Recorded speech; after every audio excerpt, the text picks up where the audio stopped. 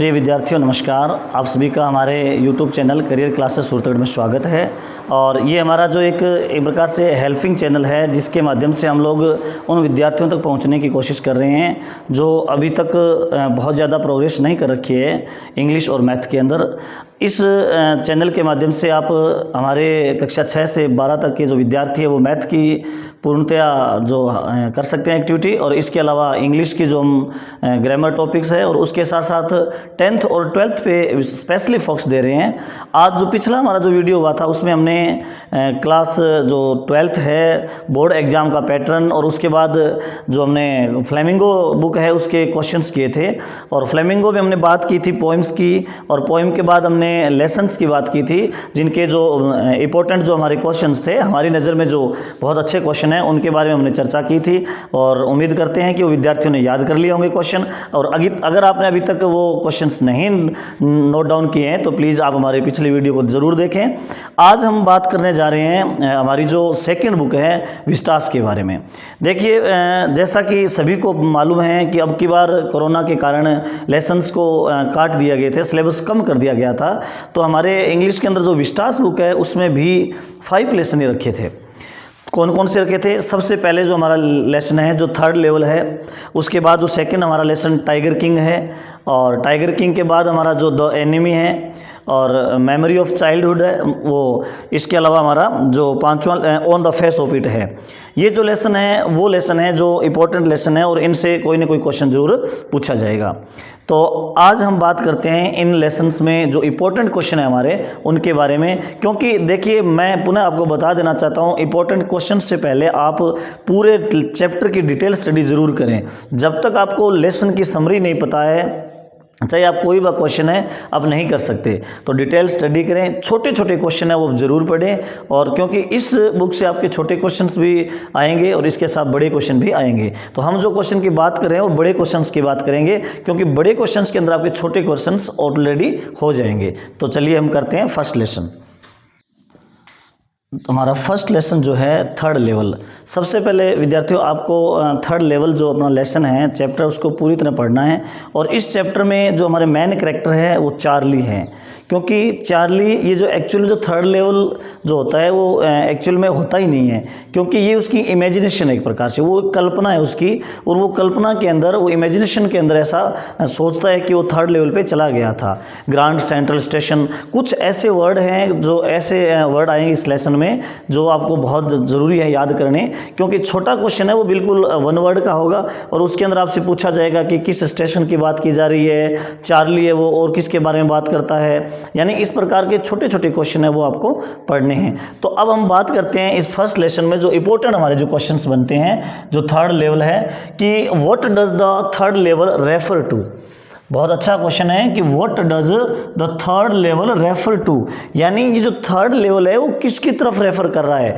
ये केवल और केवल चार्ली की इमेजिनेशन की तरफ बता रहा है। ये बताता है कि किस प्रकार चार्ली इमेजिन करता है कि वो 3rd लेवल पे चला गया था, क्योंकि ग्रांड सेंट्रल स्टेशन पे 3rd लेवल था ही नहीं एक्चुअल में, ओनली 2 लेवल थे। लेकिन वो बताता है कि मैं 3rd लेवल पे चला गया था, और एक प्रकार से वो ना पास्ट में जाता है और पास्ट की जो अच्छी चीज़ें हैं उनको इस चैप्टर के अंदर बताता है। तो आपको बहुत ज़रूरी है उनके जो कुछ एक डिजिट दी गई है उनको भी ध्यान रखना है। तो पहला क्वेश्चन जो हमारा बना कि what does the 3rd level refer to. Second question जो हमारा इंपॉर्टेंट बनता है, how did the 3rd level a medium of escape for Charlie, यानी ये जो 3rd लेवल था वो चार्ली के लिए मीडियम ऑफ एस्केप कैसे था। यानी चार्ली है वो इमेजिन करता है और इमेजिन में बताता है कि इस प्रकार मैं 3rd लेवल पे चला गया था, लेकिन एक्चुअल में वो क्या है, मॉडर्न जो वर्ल्ड था उससे बुरी तरह से ऊब गया था। मॉडर्न वर्ल्ड की जो एंजाइटी है, जो सारी डिफ़िकल्टीज़ है उनसे ऊब गया था। इस कारण वो एक प्रकार से इससे बचने के लिए वो कहता था कि मैं 3rd लेवल पे चला गया। तो ये चार्लीज इमेजिनेशन के बारे में केवल how did the 3rd level medium escape for Charlie. यहाँ पर दो जो कैरेक्टर है वो आ रहे हैं बार बार, एक चार्ली आएगा और एक हमारा उसके जो सेकंड है वो आएंगे। इसमें 3rd जो हमारा है क्वेश्चन बनता है कि why do the people in the modern world want to escape, यानी क्वेश्चन इंपॉर्टेंट ये बन रहा है कि why do the people in modern world, आधुनिक संसार के जो लोग हैं वांट टू एस्केप, वो क्यों बचना चाहते हैं। क्योंकि वो इस आधुनिक संसार की जो ये समस्याएं हैं उनसे परेशान हैं, इस कारण वो बचना चाहते हैं और ये चार्ली इसके माध्यम से हमें बताना चाह रहा है।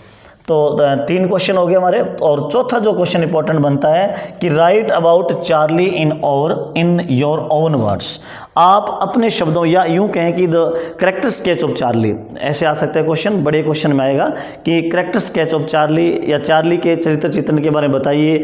आखिर चार्ली इस चैप्टर में क्या काम करता है, चार्ली के कौन कौन सी चीज़ें वो बताता है हम इस चैप्टर में, तो इसके बारे में क्वेश्चन पूछ सकते हैं। और ये जो 4 क्वेश्चन है ये अपने आप में पूरे चैप्टर को कवर करते हैं। अगर हम इन 4 क्वेश्चंस को 4 क्वेश्चंस को अगर याद कर लेते हैं तो इसका मतलब हमारे छोटे क्वेश्चन हैं वो सारे क्लियर हो जाएंगे।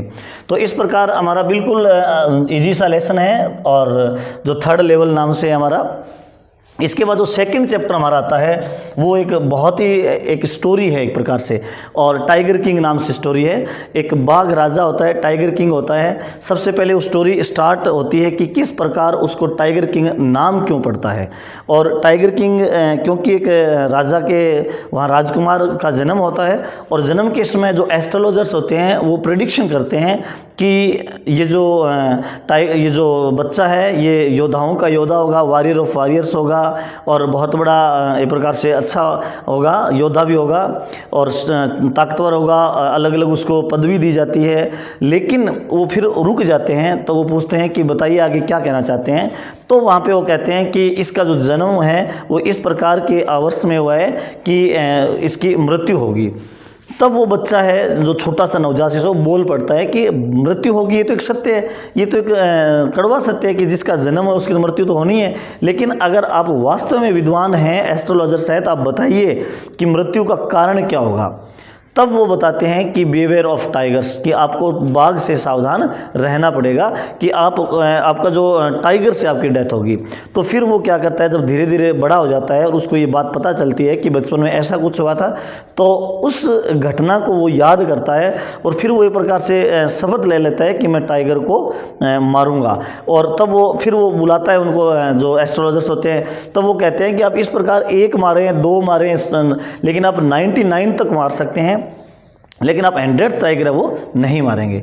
तो इस प्रकार ये स्टोरी चलती है। और लास्ट में क्या होता है, वो पूरी तरह से उसके जो किंगडम होता है उसमें टाइगर्स का पूरी तरह वो हंटिंग करता है, लेकिन एट लास्ट ऐसा आता है कि उसके साम्राज्य में टाइगर्स तो ख़त्म हो जाते हैं। तो फिर वो क्या करता है, वो दूसरे ऐसे राजकुमारी से शादी करता है जहाँ पर वो टाइगर्स होते हैं। तो फिर टाइगर हंटिंग का अपना उद्देश्य पूरा करता है और इस प्रकार करते करते 99 टाइगर्स तक वो चला जाता है। लेकिन जैसे ही वो 99 टाइगर मार देता है तो 100 टाइगर के लिए उसको इतना मुश्किल होती है कि 100 टाइगर मिलता नहीं है वो, और परेशान हो जाता है। और फिर वो क्या करता है, अपने जो मंत्री हैं, उसके जो दीवान होता है, उनको ऑर्डर भेजता है कि अगर आपने 100 टाइगर मुझे नहीं मिला तो मैं आप सबको नौकरी से निकालूंगा। इस प्रकार अंत में वो एक जंगल में चला जाता है और वो 100 टाइगर की खोज में। और फिर क्या होता है, उसके जो दीवान होता है वो अपने घर से एक टाइगर ले जाके उसके सामने छोड़ देता है। वहाँ पर वो क्या होता है, जब वो सुबह देखता है तो उसको लगता है कि टाइगर तो आ रहा है उसके सामने। तो राजा ने बड़ी जल्दबाजी में उसकी तरफ गन की और शूट किया। अब वहाँ पर वो क्या होता है, राजा बड़ा खुश हो जाता है कि मैंने 100 टाइगर वो मार दिया, और वो बड़ी रिजॉइस के साथ, बड़े समारोह के साथ वो अपने साम्राज्य में चला जाता है। लेकिन लास्ट में जो देखते हैं ना, उसके नौकर वगैरह और जो दीवान वगैरह तो देखते हैं कि वो तो टाइगर मरा ही नहीं था। इस प्रकार फिर इस स्टोरी के अंदर एक नया मोड़ ले लेती है और वहाँ पर जो स्टोरी है वो दूसरी तरफ चली जाती है कि राजा को सोचता है कि मैंने टाइगर को मार दिया, लेकिन एक्चुअली वो टाइगर मरा नहीं था।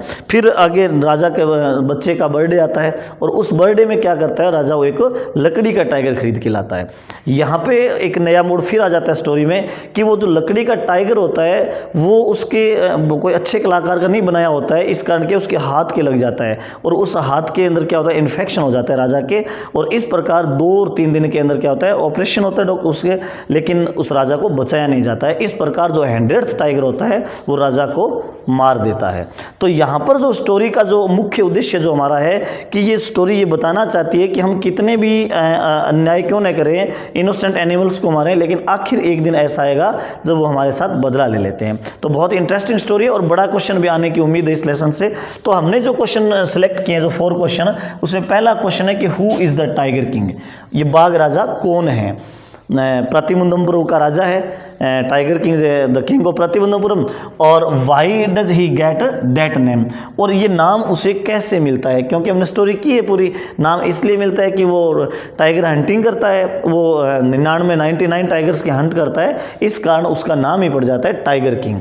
तो ये क्वेश्चन अच्छा है। इसके बाद हमारा जो छठा क्वेश्चन है और इस लेसन का जो सेकंड क्वेश्चन है कि why was it difficult to find the ended tiger, कि 100वां बाघ ढूंढना मुश्किल क्यों था उसके लिए, क्योंकि उसके साम्राज्य में तो ख़त्म हो गए थे और अब उसके पास किसी प्रकार का टाइगर नहीं बचा था। वो अपने पड़ोसी राज्यों से भी टाइगर हंटिंग करता है, लेकिन फिर भी वो बहुत मुश्किल हो जाती है, इसीलिए वो राजा जंगल फॉरेस्ट में कैंप लगा लेता है। तो इस प्रकार उसका 100 टाइगर मिलना बहुत मुश्किल हो जाता है, क्योंकि या तो टाइगर्स लुप्त हो गए थे।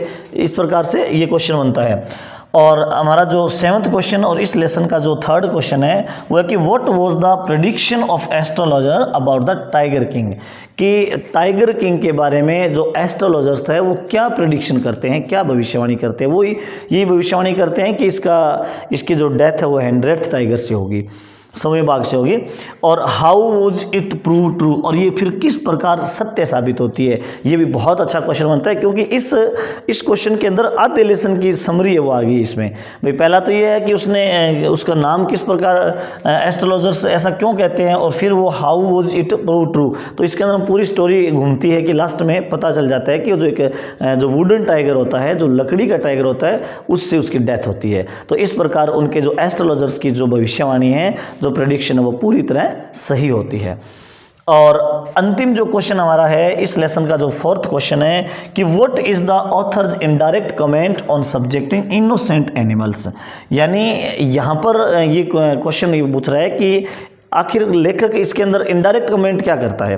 हालांकि डायरेक्टली कहीं भी नहीं कहता कि राजा गलत है या राजा ने कोई गलत काम किया है, राजा को इसको भुगतना पड़ेगा, कहीं नहीं कहता इस लेसन में। लेकिन अंत में जब राजा की डेथ हो जाती है एक टाइगर से, और वो भी वुडन का टाइगर होता है, उससे हो जाती है, तो यहाँ पर लेखक का जो इंटेंशन है वो ये बताता है कि हम इनोसेंट एनिमल्स को चाहे कितने भी मार दें, लेकिन आखिर एक दिन ऐसा आएगा जब वो इनोसेंट एनिमल हमारे साथ रिवेंज लेगा, हमारे साथ बदला लेगा। तो इस प्रकार, क्योंकि वो एक टाइगर जो वुडन टाइगर होता है और वो उस टाइगर किंग के साथ बदला ले लेता है। इस प्रकार ये जो क्वेश्चन हमारा बनता है कि what is the author's indirect comment on subjecting innocent animals. तो प्रिय विद्यार्थियों, 2 लेसन्स थे हमारे और इन दोनों लेसन्स में हमने केवल 8 क्वेश्चंस किए हैं और आप इनको बहुत अच्छी तरह याद करें। अब हम करते हैं 3rd लेसन की बात। तो हमारा जो 3rd लेसन है इसमें विस्टास के अंदर जो तीसरा लेसन है वो है एनिमीज का। और एनिमी यानी एक शत्रु एक होता है, एक अमेरिकन सोल्जर होता है और जापानी। इसके अंदर के मेन कैरेक्टर डॉक्टर सेडाओ है, वो डॉक्टर है और डॉक्टर होने के साथ साथ एक राष्ट्रभक्त भी है।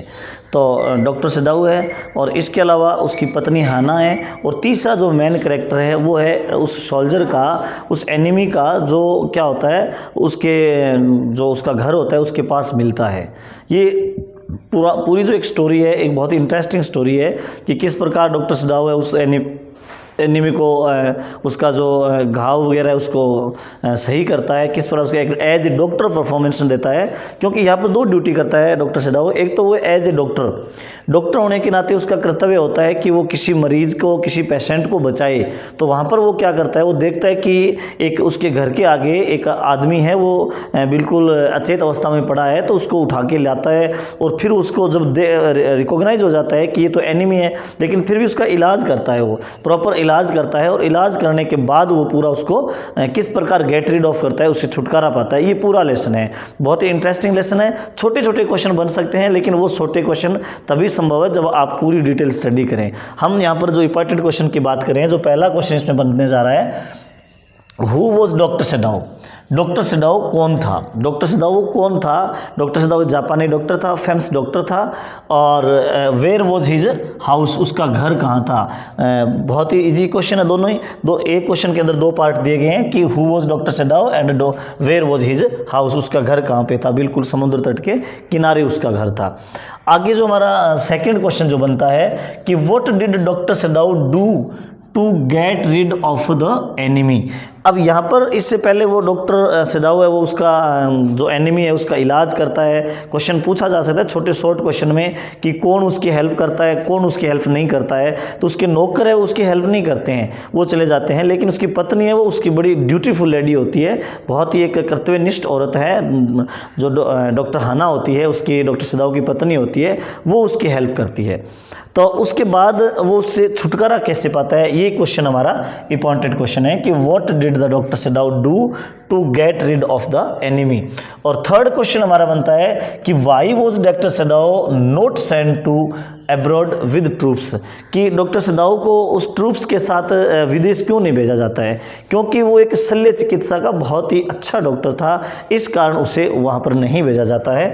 और 3 क्वेश्चन है, इसमें चौथा क्वेश्चन जो हमारा है कि why did doctor Sadao and Hana save the life of the enemy, या एनिमी सोल्जर आ सकता है कि या अमेरिकन आ सकता है, कि क्या कारण है कि वो उसकी जीवन क्यों बचाते हैं डॉक्टर सिदाऊ और हाना।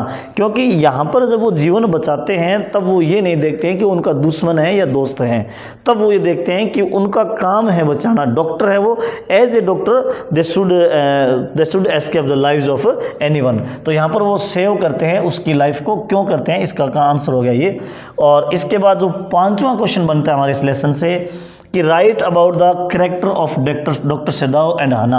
हो सकता है यहाँ पे अलग अलग आ जाए कि डॉक्टर सिदाऊ का कैरेक्टर पूछ लिया जाए या डॉक्टर हाना का पूछ लिया जाए, या दोनों का संयुक्त रूप से। बहुत ही इजी है, बिल्कुल सिंपल लैंग्वेज में बताना है अपने को, कोई ज़्यादा डिफ़िकल्ट वर्ड्स यूज़ नहीं करने हैं कि डॉक्टर बहुत सिंपल डॉक्टर होता है और किस प्रकार वो ऑपरेटेड करता है, किस प्रकार वो उसकी एनीमी है उसको ऑपरेशन करता है, और फिर वो आगे उसके बारे में पूरा जो कंप्लीट लेसन के अंदर कंप्लीट जो हमें दी गई है वो पूरा लिखना होता है इसमें। तो 5-7 लाइनें बहुत अच्छी हम तैयार कर सकते हैं, छोटी छोटी लाइनें जो कैरेक्टर स्केच बताए। इस प्रकार हमारे इस लेसन से 5 क्वेश्चन थे, और आगे वाले जो 5 क्वेश्चन हैं वो हमारे आगे वाले लेसन से हैं, जिसमें जो इसका जो 4th लेसन हमारा आता है मिस्टर लेम वाला, on the face of it. ये एक प्रकार से नाटक है, और एक इसमें क्या होता है 2 कैरेक्टर होते हैं। देखिए जब तक आपको कैरेक्टर का पता नहीं है आप क्वेश्चन नहीं याद कर सकते हैं। तो प्रिय विद्यार्थियों ध्यान रहे कि जैसे ही आपको कोई क्वेश्चन पूछा जाए तो आपको उस लेसन की पूरी समरी आपके दिमाग में आ जानी चाहिए। On the face of it एक छोटा सा 1 एक्ट प्लेस है, जिसके अंदर क्या होता है 2 ही कैरेक्टर मैन है, एक तो है मिस्टर लैम और एक होता है डेरी। मिस्टर लैम कौन होता है? मिस्टर लैम एक अधेड़ आयु का प्रश्न होता है, और वो अपने बगीचे में रहता है। वो एक पैर से बिल्कुल वो होता है, लंगड़ा के चलता है, लेकिन वो अपने जीवन से बड़ा खुश होता है। और उसके ऑपोजिट एक उसका जो दूसरा जो एक कैरेक्टर है इसके अंदर जो है डेरी का। डेरी एक लड़का होता है जो 13-14 ईयर्स ओल्ड होता है, और वो क्या करता है उसके बगीचे में बड़े छुप के आता है। और छुप के क्यों आता है? क्योंकि वो सोचता है कि कोई उसे देख न ले। और देख क्यों न ले? क्योंकि उसके चेहरे के ऊपर कोई एक निशान होता है, और उस निशान के कारण वो ये सोचता है कि लोग उससे नफरत करते हैं।